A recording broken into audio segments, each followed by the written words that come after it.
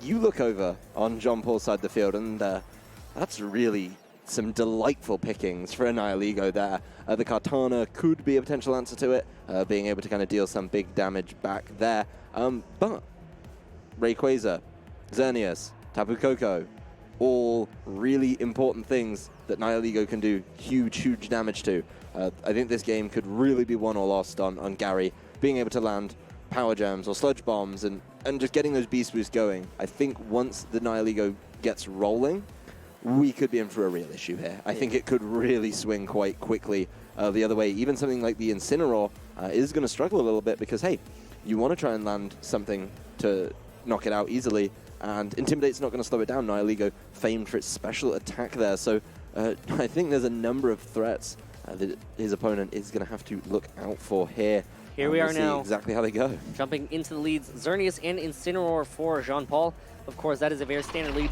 Over on Gary's side, just going to lead Salamence and Groudon. Of course, one of the specialties of Mewtwo is having access to that Side Strike, which hits on the physical side, which Xerneas can't boost. So that's going to be one of the advantages of Mewtwo. Of course, Xerneas can just blast it away with a Moonblast. So we're just going to have to see how Gary deals with it. It's an interesting setup. I mean, it's, the exchange of Intimidates. Of course, Jean-Paul has access to that fake-out Geomancy kind of play that I think would be very popular and quite wise at this juncture.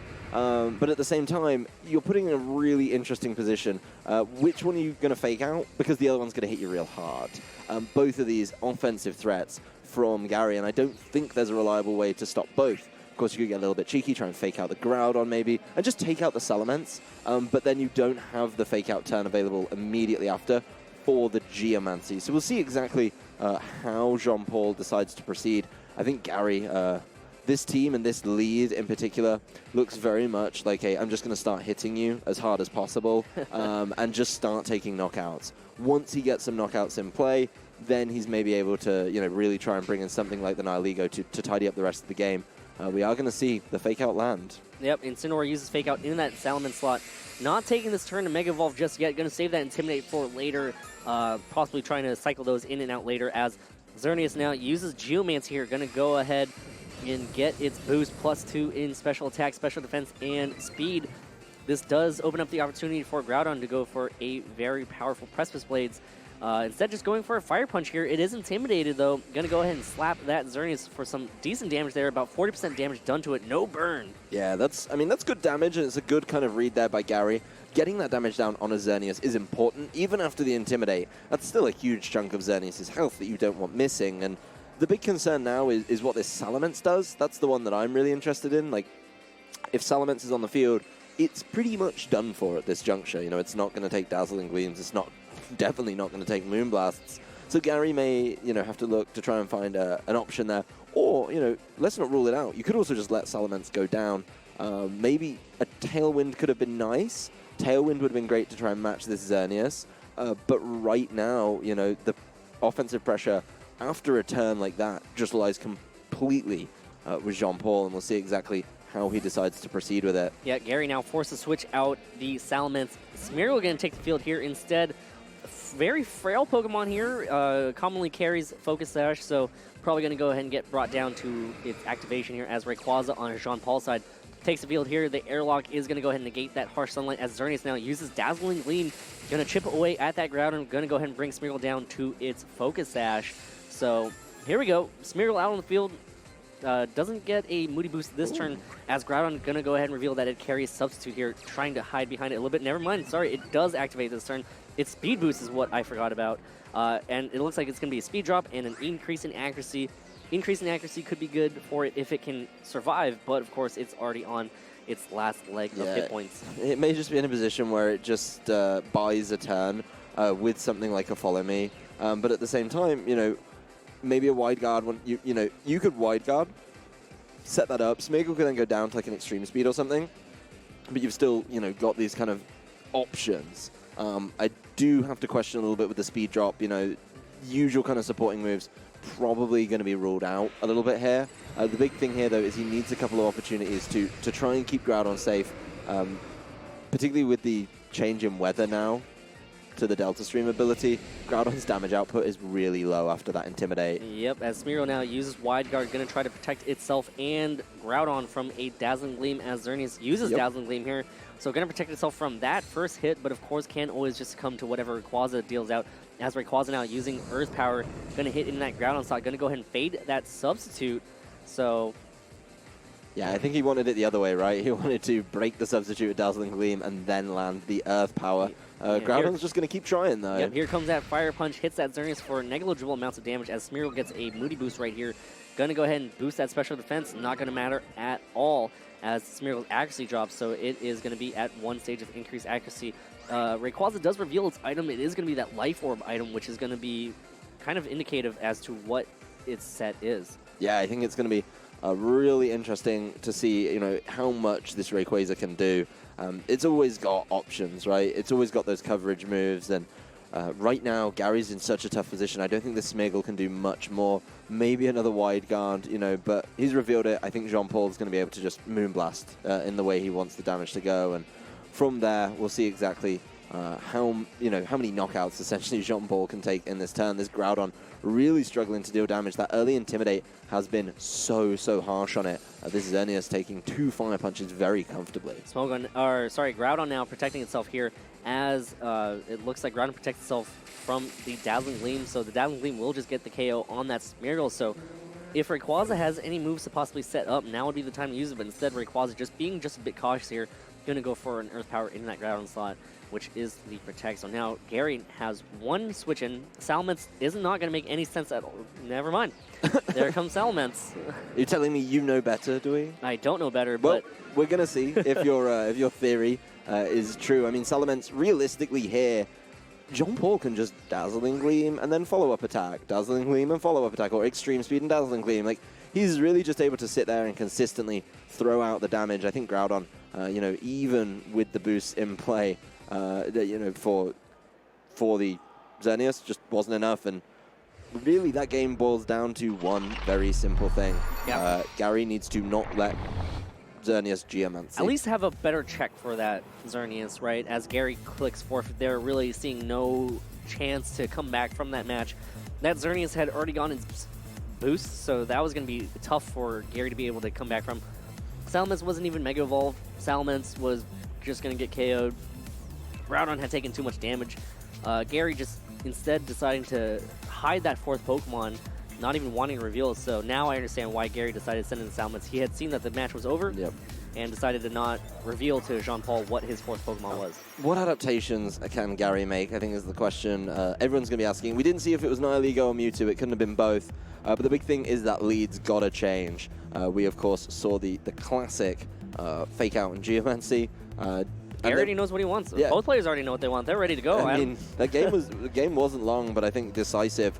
And I think Gary knows he has to bring something to stop Fake Out Geomancy as an option. I'd be really curious to see. I think the Nihilego as a lead would be phenomenal here. Just Nihilego and potentially Smeargle. Smeargle with the Fake Out would be really nice. Being able to kind of put some pressure down, Nihilego to start going. And take an early knockout, get Beast Booster, and just keep the ball rolling here. We are going to see... Looks like it's going to be a change of things here. Looks like Nihilego and Mewtwo are going to take the field here, as Xerneas and Rayquaza are going to take the field here for Jean-Paul's side. So there it is. Mewtwo on the other side of the field again. We foreshadowed it with his 2016 Nationals top pick. But here we go. Mewtwo's on the field. I really like that adaptation there from Gary. I think the Nihilego putting pressure quite literally on both of his opponent's restricted Pokemon is such a good selection. Of course, the Sludge Bomb is going to be causing an issue for the Xerneas, and the Rayquaza is not going to appreciate any of those Rock-type moves, and we know that there's certainly many options. Power Gem, not the most powerful, but we've seen some players go all in on the Rock-type. At the same time, you can't just go all in on the Nihilego because there's a Mewtwo next to it, and the Mewtwo is going to be able to deal a whole lot of damage, especially with its new partner. Tapu Lele takes the field here, going to go ahead and bring out the Psychic Terrain. Nihilego did have to watch out for Rayquaza and that Earth Power. If it Mega Evolves, it will outspeed that Nihilego, so Gary playing somewhat conservatively here, saving that Nihilego for later on. But this Psychic Terrain Mewtwo now, it's going to be doing some work. Yeah, I mean, Mewtwo is doing a lot of damage normally, and then you bring the Psychic Terrain into play. Here's the Side Strike here, hits into that Xerneas slot. How much damage is this going to do to Xerneas? So much damage, gets a one-hit KO. What? Okay, well, that's one way to deal with it. We were talking at the top of the game about how do you beat Xerneas. Apparently, Tapu Lele Mewtwo is the answer we were looking for. Nihiligo was, in fact, completely wrong. And now the Mewtwo has exchanged itself, basically, for that Xerneas. Considering the problem Xerneas caused in Game 1, I'd say that's a good trade for Gary. It's a restricted for a restricted, but Tapu Lele's in play. There is, of course, currently no... Oh, there's a Koko available, Tapu Koko. So maybe Jean-Paul could change up that terrain, but depending on what he's bought, you know, he may be limited in his options. He is forced into the Tapu Koko now. And once again, we see Nihiligo against two Pokemon that it really loves to play against. Yeah, of course, that Delta Stream will reduce the amount of damage from Rock-type moves, but again, you have to watch out for that Earth Power from that Rayquaza hitting into that Nihiligo. That will be massive amounts of damage, probably the one-hit KO from this range, but again, Tapu Lele, you know, we don't know its item. This is the first time we saw it. It took the field second, so we have no information about it, but you do have to respect the possible choice Scarf. Yeah, I mean, Tapu Lele is still a fairy type. We can't forget that, and Rayquaza does not appreciate those at all. So we'll see if the Nihiligo does go for it, or if Nihiligo just waits, maybe Tapu Lele can create that opening for it. Maybe Tapu Lele can take a knockout. You know, of course, the Dragon Ascent does reduce the defense and special defense of the user. So this Rayquaza, you know, isn't going to appreciate a Dazzling Gleam in the slightest, and it's going to keep itself safe in this turn. If Gary's called it, he could carve open a really easy Pokemon advantage for himself here. It looks like Gary's made the right call right now. Big damage with a Psychic from that Tapu Lele, targeting down that Jean-Paul's Tapu Koko, revealing the Choice Scarf there as it outspeeds that Tapu Koko, as here comes a Gigavolt Havoc from Jean-Paul's Tapu Koko. Just going to try to lay down some big damage over on Gary's side of the field here. Going to go ahead and hit into that Tapu Lele, boosted by that electric terrain. That should be the big one-hit KO right there. Yeah, I think that's him respecting the potential Choice Scarf, knowing if he protects, of course, the Rayquaza, he's going to have the opportunity to hit it. But he's given Nihiligo the opportunity to substitute, and I think that's really, really big. That Nihiligo being able to take one hit potentially. You know, the Tapu Koko might not even be able to break it, to be quite honest with you. Could be interesting, and he now gets the Groudon in, which means Delta Stream's not going to be in play, and that makes Nihiligo's job a whole lot easier. I think it was pretty easy from the start, honestly. You know, the Power Gem, it is... Yeah, you know what, you're right. Yeah, you're right. I take that bad, Adam. You're right. Yeah, you're right. But... It's rare I hear that, to be honest with you.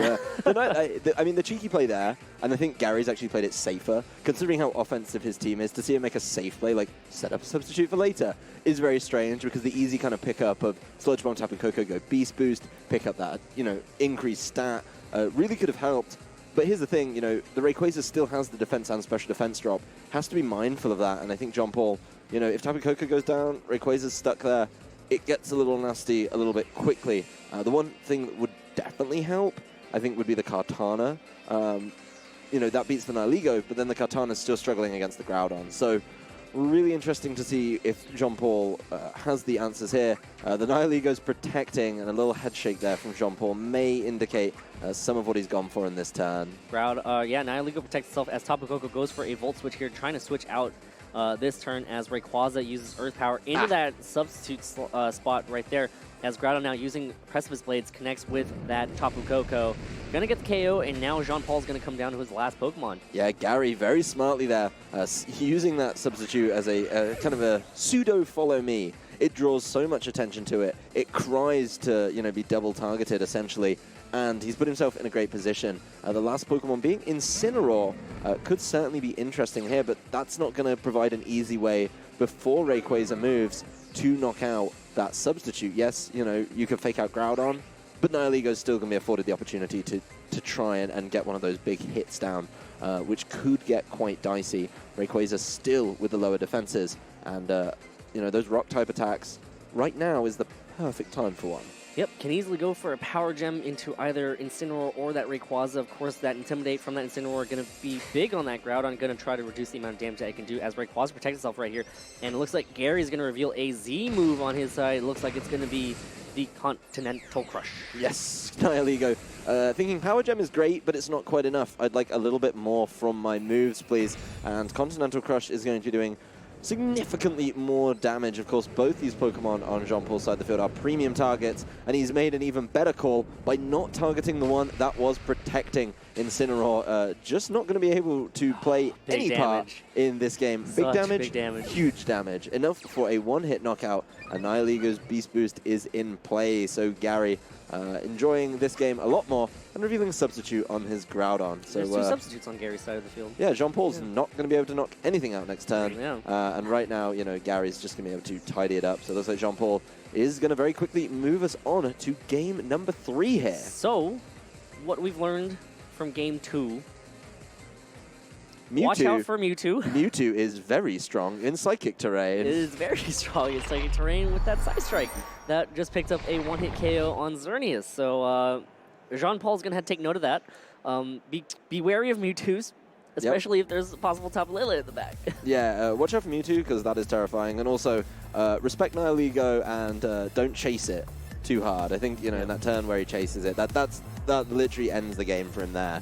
The big problem is once the Nihiligo's in a position where it can do all it needs to do, it, you know, land the Continental Crush, you're really starting to run out of options. And you know, in Jean-Paul's case, is he going to just bring a complete anti-Nihiligo team? The concern for that is the anti-Nihiligo team is Kartana. That's about it. But if you bring Kartana, you're going to have a tough time dealing with that Groudon as well. Oh, yeah. So. I mean, that's the problem, right? It's, you know, I think Gary made the perfect Pokemon selection in that game, leaving the Smig or leaving the Salamence at home. You know, this is no place for a Salamence. This is Xerneas, Tapu Koko. It's really not the one for it. I think, honestly, if I was Gary, the same game plan seemed very good. He's obviously going to be looking to see if there's an adaptation coming out of Jean-Paul, maybe something like that Kartana, but as long as he brings Groudon, he's probably feeling pretty good against that matchup. Yeah, so coming down now to the wire here in Game 3 of Round 7 here at the North American International Championships. Mewtwo might take the field again, might just win the match for Gary here. I mean, you know, one thing that we talked about that was key to Gary's game plan was not allow Xerneas to be able to set up Geomancy. Mewtwo stopped that. Yeah, I mean, here's the thing, is the way he played it was so smart. He kept the Tapu Lele in the back, and I think realistically it was coming in whatever happened, right? It was definitely going to come in because if the fake out was there, then he has the option to bring it in and stop that. On the flip side of it, you know, he just needs more damage from Side Strike, so I've got to bring it in anyway. And I think that's there just in case, you know, Jean-Paul tries to make a play with the Tapu Koko. There's potentially a way around it, depending on what's partnered with the Xerneas, where he could let the Tapu Lele come in and then kind of switch and bring the Tapu Koko in immediately after. We are going to see Mewtwo once again, this time partnered up with Salamence. So we'll see exactly how it goes. Incineroar and Xerneas together once again. If that Tapu Lele's in the back, it's got to be ready to come out. So it looks like Incineroar and Xerneas are the leads that Jean-Paul Lopez decides to bring over on Gary's side, leading with Salamence and Mewtwo. Of course, Salamence didn't do much work coming into Game 1. Kind of was chased out immediately here. You have to respect if Tapu Lele's in the back. You have to wonder, is Tapu Lele in the back? Which would be a great switch in right now, not just to boost the Side Strike, but also to prevent Fake Out from working. Yeah, and that's, I mean, here's the other thing as well, is even if it's not there, just the thought of it being there and how much work that put in Game 2 is going to make Jean-Paul think twice about using those Fake Outs. You don't want to look the fool when you get caught Fake Outing in a Psychic terrain, so that's certainly a thought for him right there. On the flip side of it, if it's not there, you know, Gary may be able to find one of these opportunities with Side Strike and a Tailwind, so he could at least match the speed there. Xerneas just protecting. Force protect. Jean-Paul Lopez not happy there as Gary does not switch in the Tapu Lele yet, as now Salamence using this turn to go for a Tailwind. Going to set up here as Incineroar does get to move here. Incineroar going to go ahead and go for a Snarl. Going to go ahead and drop, well, the special attack stages of Mewtwo and Salamence. Yeah, that's certainly going to help. You do want to limit the damage that it can do, but the Tailwind is exactly what Gary needed. Exactly what, you know, I was trying to call out the other way. I think I was right again, so I'll take that one, chalk that one up as another win for me. You know, even Xerneas is now like behind the pace, right? And that's certainly a problem for this Xerneas. In Game 1, he was able to essentially set it up unopposed, but the threat of that Tapu Lele made him think twice about it. We'll see exactly what he goes for in this turn. I believe the Tapu Lele is probably not even with him in this game. But he's in a good position now. You know, he doesn't want the Salamence in there after it's been snarled. Maybe an indication of what kind of attacks it's using. And it's just waiting right now, you know, to come in a little bit later. Got the Tailwind set up, did absolutely everything it needed. Yeah, so Groudon takes the field here. Not intimidated, can go for very strong Precipice Blades here as Xerneas forced to switch out right there. Jean-Paul really scared to lose that Xerneas right now to a Side Strike from that Mewtwo, although that Snarl will allow it to have some staying power as Tapu Koko going to go ahead and switch out, going to go ahead and change the terrain here as Mewtwo uses Side Strike. Going to go ahead and target down what was that Xerneas. Does good damage right there, bringing Tapu Koko down to about 30% of its hit points remaining. As Incineroar now using U-Turn, going to do some super effective damage onto that Mewtwo, but not that much damage because of that Intimidate from that Salamence coming into the leading turns. Yeah, I mean, this Mewtwo's really going through it. You know, unlike the previous game where it just exchanged a big knockout with a restricted Pokemon, it's just put itself in a really tough position. And right now the Mewtwo kind of up against it a little bit. You know, the presence of this Tapu Koko in there does mean Mewtwo's not going to be entirely free to do exactly what it wants. And that's one thing that losing, or not bringing, I should say, the Tapu Lele does cause. You don't have that big Choice Scarf damage output to use in this game. I think if it was in the back, he would have shown it to us by now, and he would have bought it for his own benefit, right? But at the moment, this Mewtwo's just getting bits of damage down, not as much as it would like. The problem right now is there's really no answer to Groudon here, and I think Groudon's going to be the bigger concern. It's nice to see that there's so many pillars of offensive threats on Gary's team. A Tailwind is in play. There's no boosts on the Xerneas. You know, Mewtwo can just start going after things. It has been snarled, so maybe not exactly what you want, but this Groudon could just be tidying up right now. Yeah, so Nihilego now takes the field here in preparation to deal with the Xerneas as Tapu Koko over on Jean-Paul's side switches out. Incineroar going to take the field here, going to go ahead and drop and Intimidate onto the Groudon over on Gary's side to allow the Xerneas over on Jean-Paul's side to have more staying power now, as that is going to be a big Intimidate as Groudon going for a Fire Punch boosted in the sun. Going to go ahead and smack that Xerneas for good damage right there as Xerneas uses Geomancy and now trying to set up. Yeah, I mean, getting the Geomancy up is pretty big here. It does mean that Jean-Paul's going to be able to use Fake Out to wear through another turn of the Tailwind as well, which is pretty important here. I think Gary not capitalizing on it as much as he would have liked to. You know, in this turn, Xerneas can protect, you know, or, you know, Fake Out whatever you're concerned about, in this case the Nihilego, because you know the Groudon's not doing as much as Gary would like. The Intimidate's been so important against it, and even with control of the weather, that Fire Punch isn't a concern for Xerneas, so if that's not a concern, I don't think something like a Precipice Blade is going to be much of a concern either. Yeah, of course, you know, there are still two more, there's another turn of Tailwind after this one, so you had to kind of try to stall it out. Of course, that Intimidate again was just so big. Sorry, this is the last turn of Tailwind right here, so, you know, you don't want to be in a situation where you're forced to protect because you know Groudon and Nihilego both can't set up substitutes, so you kind of want to try to take advantage of this right here with this Fake Out. Yeah, and here's the thing is, you know, it's going to have Geomancy up at the end of the game, at the end of the Tailwind, and then the game really quickly swings back in Jean-Paul's favor, particularly after what happened in, you know, game number 1 of this set. Nihilego taking the Dazzling Gleam very well, as is Groudon.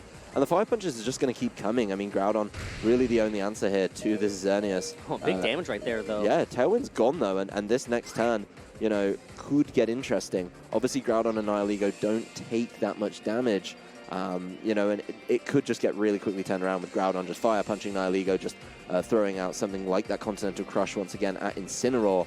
I'd be really interested to see if Gary is still in a good position. Of course, the Dazzling Gleam will be going first now, but this pair resist it, and that's so big and so important for Gary. Yeah, Gary's really doing well with the board position right here. Just, you know, switching in his Pokemon that just don't care about Dazzling Gleams at all. I mean, yeah, it's a 3-hit KO on that Nihilego and maybe a 4-hit KO on that Groudon.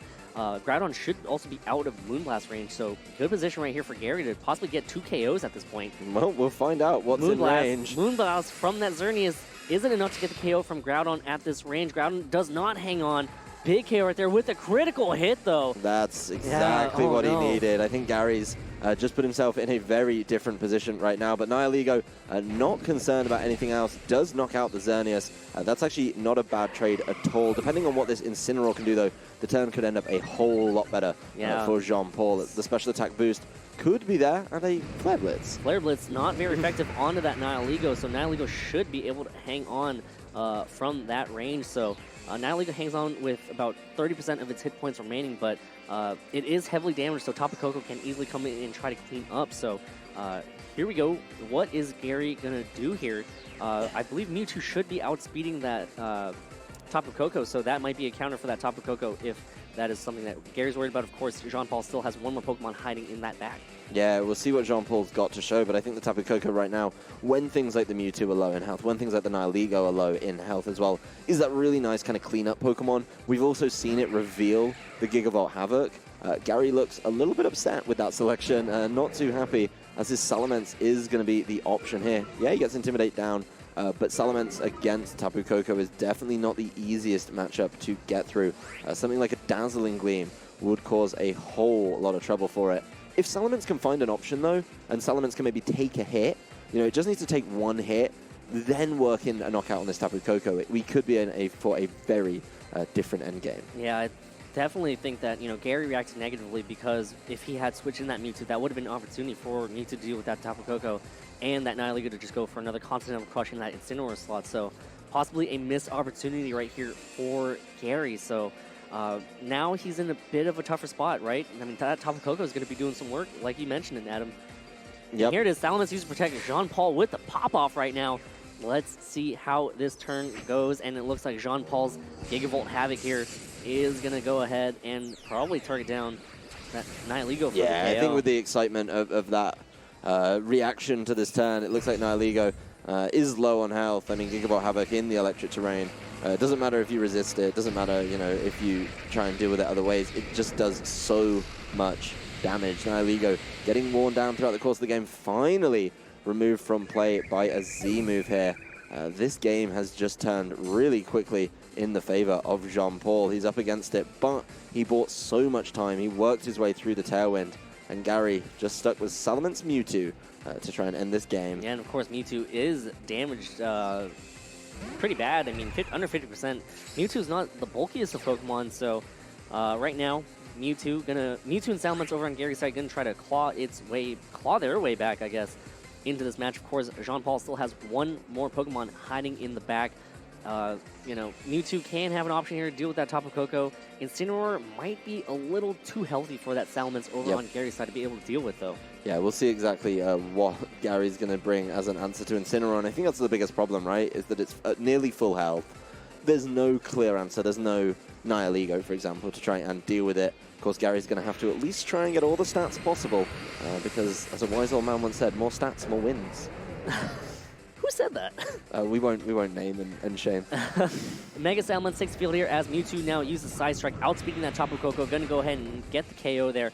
And now, how much damage is Salamence going to be able to do to this Incineroar? Is it going to be able to get the KO from this range? Here comes Salamence's Double Edge, fishing for a critical hit here on that Incineroar. Incineroar barely hangs on as it eats away at its berry. So, wow. That sealed it, I think, the activation on the berry. The Margot Berry of choice. This time the U-turn into Mewtwo is going to finish it off, I believe. No, Mewtwo hangs on with just a sliver of health, has one more attack, but of course, if that's Rayquaza in the back, that's just easy extreme speed. Well, Incineroar is going to come back in anyway. And fake out, yeah. It's going to be able to fake out Mewtwo for the win, and I don't think Salamence is going to be able to do enough. Again, the Rayquaza is still at full health.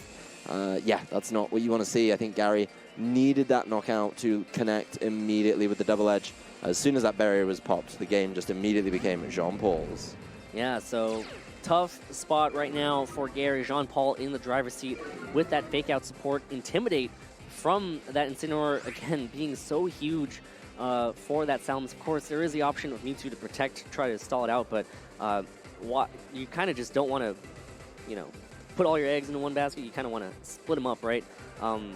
It's going to be, yeah. I really don't think either of the baskets help Gary out of this situation. Neither one seems to give him that clear path. I mean, the thing with Salamence is, and Mewtwo as well, I mean, it's really limited. Mewtwo, even if it gets another attack in, through some way it carves out that opportunity. You know, it protects, and you know, Incineroar attacks into the protect, and then you know we see that come down. Mewtwo will knock itself out with Life Orb. He does probably want that one more attack, but it's going to be so tough for it to get there. Mewtwo uses Protect there here. Jean-Paul shaking his head. Not really into it, as Salamence also uses Turn to protect itself as well, so really just protecting itself here as Incineroar using Fake Out into that Mewtwo slot. Not going to get the KO there as Rayquaza uses Dragon Ascent into that Salamence, so...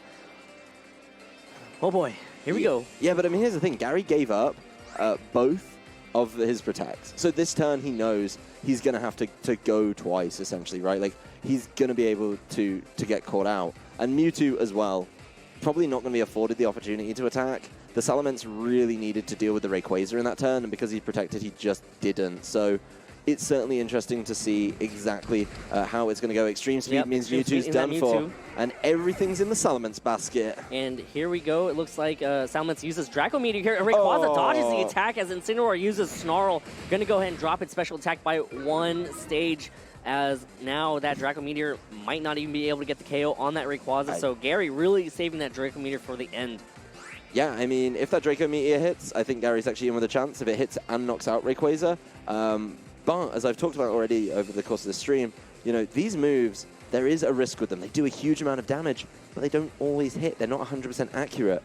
And, you know, I think playing with them is kind of opening up those opportunities, trying to kind of buy yourself those chances. I feel like, I mean, he's got to go for it anyway, but is he going to be able to take an Extreme Speed and another attack from the Incineroar?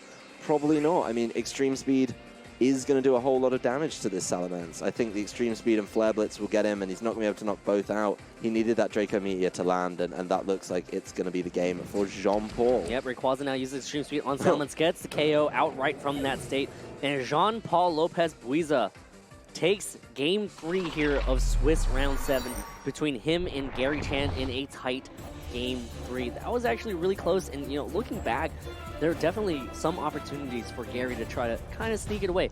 That turn where Incineroar faked out into the Protect and it was a double Protect, I'm pretty sure Mega Salamence is faster than Mega Rayquaza. So it would have been able to just go for that Draco Meteor. Yeah, it should have just gone for it early, and I think Gary was kind of a little rattled by some of the earlier turns, trying not to make a misplay that would lose him the game. I don't think that kind of playing it safe is always a bad thing, but I think in that instance, you know, he had no real reason to play it quite that safe. I think maybe he needed to go and take it a little bit easier. But at the same time, you know, very well played games by Jean-Paul. He was very smart. Game 1, set up Xerneas, did Xerneas, and won the game through that method. It's not a bad way. We've talked about it a lot this weekend. It's a way to win the game, so why not? And then in Game 3, where he did have a little more time with his Xerneas, he didn't lose to the Side Strike kind of play from Game 2. The amount of time that Gary invested trying to deal with it was enough for the rest of Jean-Paul's team to do whatever work it needed to do. Yeah, and of course, that mind game definitely came into play in Game 3. I mean, you know, very scared of that Tapu Lele being in the back, but Gary never even brought it, right? So, you know, the first turn, Incineroar didn't even go for a Fake Out, just went for a Snarl, just trying to mitigate the amount of damage that Mewtwo could end up doing and not wanting to get blocked by a possible Tapu Lele Psychic Terrain. So, you know, the mind games are always there once you see Tapu Lele. But I honestly think having the Tapu Lele could have just been better. You know, having it there would have been a boost to Side Strikes as well, and it just kind of dictated the play a little bit more in Game 2, and to see it not come through in Game 3 was odd. Maybe he was expecting him to adapt to it. Maybe he was like, oh, I've given up this trick. I'm not going to show you again, or I'm not going to try it on again. But at the same time, it was a game plan that worked and won him a game. So to deviate from it, he must have felt good about that. I think, you know, at the end it is very, very tight. If the Draco Meteor hits, we're in for a very different game. You know, if that Rayquaza goes down, we've got a Salamence one-on-one with something like the Incineroar.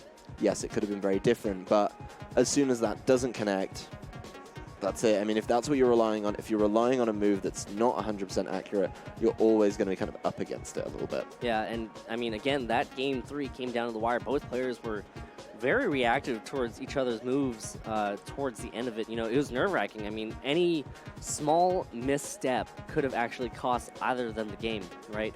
I mean, Jean-Paul was treading very cautiously